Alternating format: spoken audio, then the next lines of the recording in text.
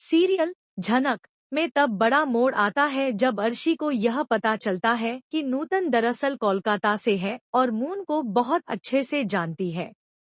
यह सुनकर अर्शी बहुत ज्यादा खुश हो जाता है।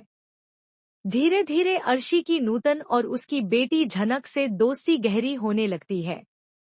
इसके बाद अर्शी नूतन और झनक को कोलकाता चलने के लिए कहता है, लेकिन नूतन शुरू में इनकार कर देती है।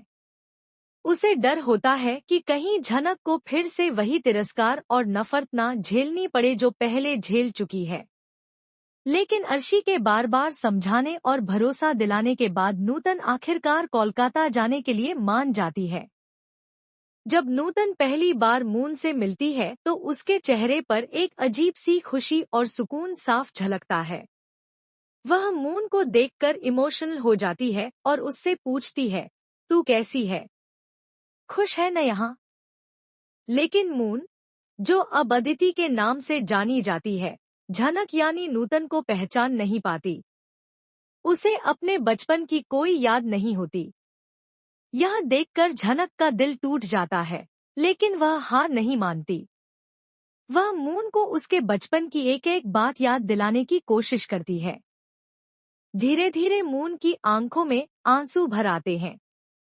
उसे याद आने लगता है कि कैसे एक औरत ने उसे माँ की तरह पाला था, उसका ख्याल रखा था, और वह औरत कोई और नहीं बल्कि नूतन ही थी। मून झनक से लिपट जाती है और कहती है, मुझे सब याद आ गया। मैं आपको कैसे भूल गई थी? आपने ही तो मुझे माँ जैसा प्यार दिया था। यह देखकर अर्शी की आंखों में भी खुशी और संतोष झलकने लगता है। लेकिन अब एक नई उलझन खड़ी हो जाती है। अर्शी सोच में पड़ जाता है कि अब झनक और नूतन को वह कहाँ रखे। उसे पता है कि मून की माँ अर्शी झनक से नफरत करती है और अगर उसे यह सब पता चला तो बहुत बड़ा तूफान खड़ा हो सकता है। अब सवाल उठता है, क्या अर्शी नूतन और झनक को अपने घर में रखेगा? क्या मून अर्शी से झनक की सच्चाई छुपा पाएगी? क्या अर्शी को जब यह सब पता चलेगा तो वह फिर से वही नफरत दिखाएगी या इस बार दिल से कुछ बदलेगा?